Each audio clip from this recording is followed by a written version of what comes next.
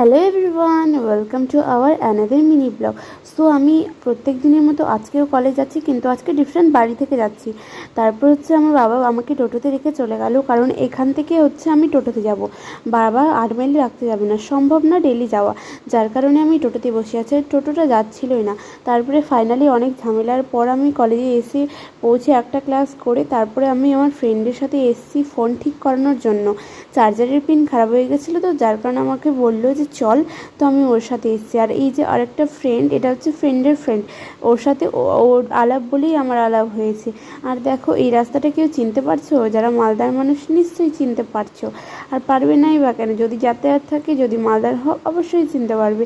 তারপরে কলেজে গেলাম। আমরা কলেজে গিয়ে শুনছি যে ক্লাস আর বলে হবেই না, যার কারণে আমি বাসে উঠে গেছি। এখন বাড়ি যাব। তো ঠিক আছে, আজকের মতো বাই, দেখা হচ্ছে নেক্সট ব্লগে।